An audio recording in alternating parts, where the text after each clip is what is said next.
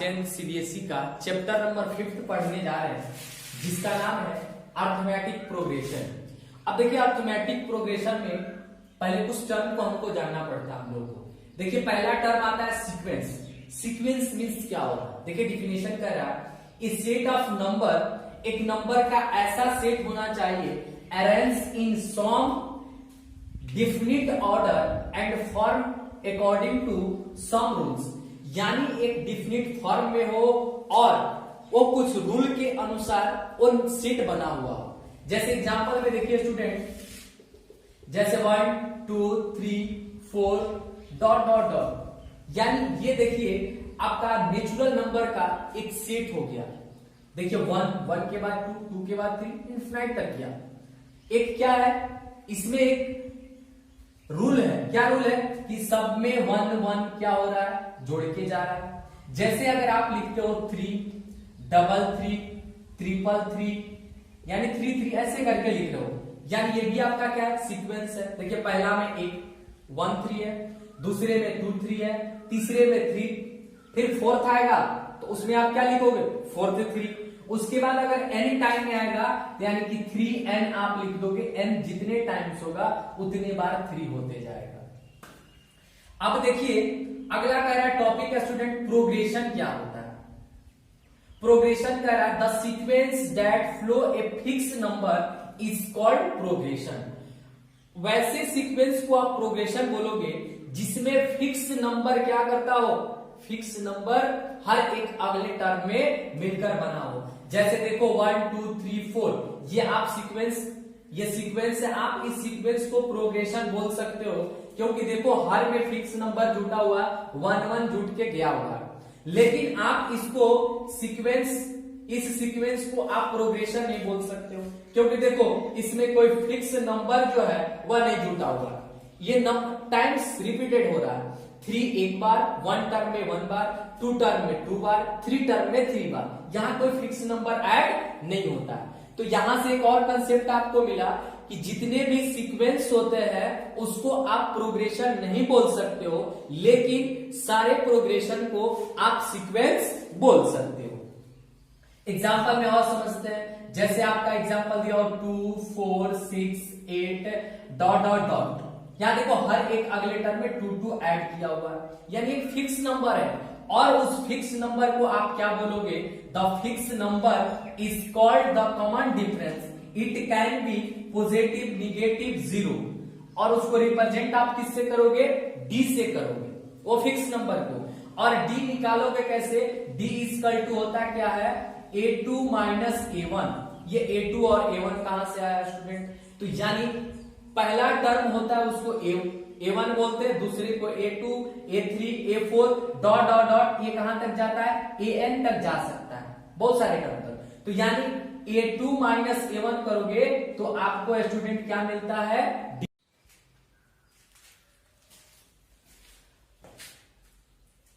अब देखिए स्टूडेंट्स हम लोग चेक करते हैं कि ये जो दिया हुआ है एक नंबर का सेट, ये एपी में है या नहीं। अभी आप पढ़े एपी का मतलब समझ लिए, एपी क्या होता है, हर एक अगले टर्म में फिक्स नंबर ऐड हो उसी को आप क्या बोलते हो, एपी बोलते हो। अब यहां चेक करना है तो यानी यहां पे अगर कॉमन डिफरेंस सेम हो जाए एपी में होगा, कॉमन डिफरेंस सेम नहीं हुआ तो एपी में नहीं होगा। तो डी निकालना है। डी इक्वल टू क्या होता है, a2 माइनस a1 5/2 माइनस कितना 2/1। और क्या होता है इक्वल टू, एक और लेंगे किसी को, इसको चेक कर लेते हैं इसमें से, यानी अब ये a1 का काम, ये a2 का काम, तो 3 माइनस 5/2, तो इसके नीचे स्टूडेंट कितना हो जाएगा, 1 हो जाएगा।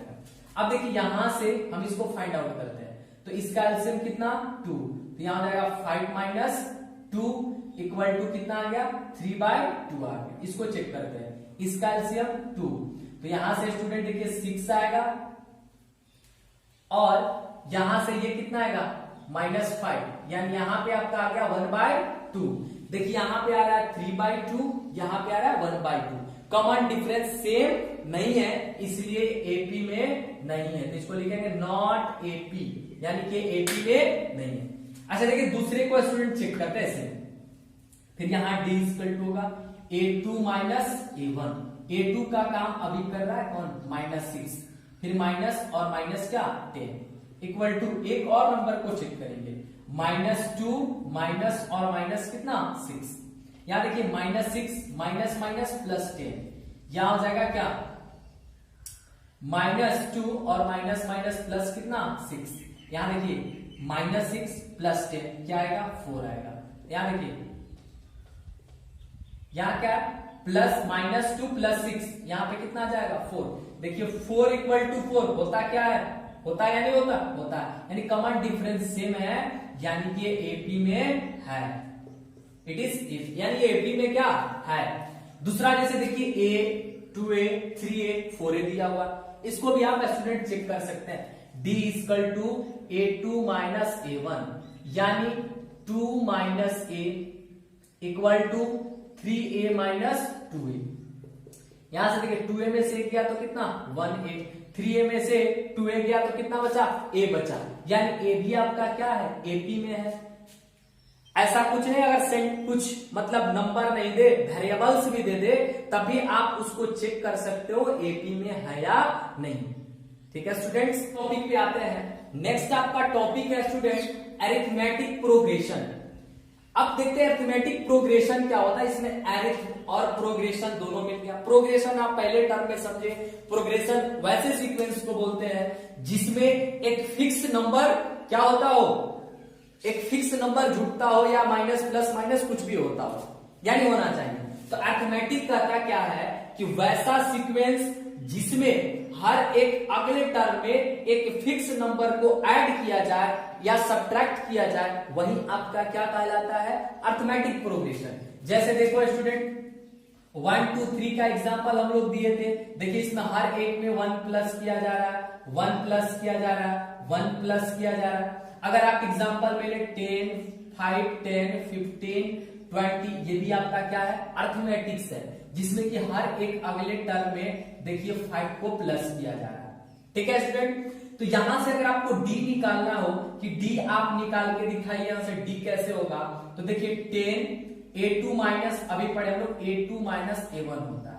a2 का काम 10 कर रहा और a का काम 5 कर रहा, यानी यहां से निकल के आपका है क्या चीज 5। तो d आपको पता चल गया है, फिक्स नंबर हर एक अगले टर्म में क्या हो रहा है जुड़ते जा रहा है। अब नेक्स्ट थोड़ा सा हम लोग आगे बढ़ते हैं, इसका जनरल जो फॉर्म होता है वह कैसा होता है। जनरल फॉर्म, जनरल इसका फॉर्म होता है स्टूडेंट a1 a2 और a3 a4 डैश डैश, ये an टर्म तक जाता है, यानी कहने का मतलब ये an टर्म तक पहुंच जाता है। तो an टर्म निकालने के लिए आप क्या करोगे, तो यानी देखो स्टूडेंट्स an टर्म निकालने का फॉर्म होता है आपका क्या चीज a plus n minus 1 into D. अब ये कैसे आता है हम लोग इसको देखते हैं, ये आ कैसे रहा है। तो अभी हम लोग पढ़े कि हर एक नंबर में एक फिक्स नंबर ऐड होते जाता है, यानी पहला टर्म a है, दूसरे टर्म को हम बोलते हैं a प्लस डी, तीसरे टर्म को बोलते हैं हम a प्लस 2d और चौथे टर्म को बोलते हैं a प्लस 3d, यानी लास्ट वाला जो टर्म होगा ये an टर्म, तो आप उसको क्या बोलोगे a plus n minus 1 into क्या बोलोगे d बोलोगे। देखो an टर्म है, यहाँ फोर्थ टर्म था तो कितना लिखा है 3, 4 से 1 कम, n टर्म है तो n माइनस कितना होगा 1 होगा, तो यही an जो होता है यहाँ पे आपका निकला क्या होता है a plus n minus 1 into D होता है। जैसे आप एग्जांपल से समझेंगे स्टूडेंट, देखिए यहाँ पे अगर लिखा हुआ है 2 4 6 8 डैश डैश लिखा हुआ है, हम पूछे इसका 10th टर्म बताइए कितना होगा, कौन सा टर्म 10th टर्म। तो आप यहां से देखोगे a आपका 2 है, डी आपको पता क्या है second term minus first term, second का काम 4 कर रहा है, फर्स्ट का काम 2 कर रहा है, तो यहां से आपका कितना आ गया 2 आ गया। n आपको पता है कितना है 10 है, आपको क्या निकालना है 10th टर्म, यानी an आपको दिया हुआ है, an कितना 10, तो यानी a कितना दिया हुआ 10, आप फॉर्मूला आपको पता है a plus n minus 1 into क्या d, a का वैल्यू आपको पता कितना स्टूडेंट 2, n पता है कितना 10 -1, d आपको पता है कितना 2, तो 2 प्लस कितना हो जाएगा ये 9 इंटू 2, यानी आपका यहां से आंसर निकल के हो जाएगा कितना 20। तो यानी इसका 10th टर्म कितना हो जाएगा स्टूडेंट 20 हो जाएगा।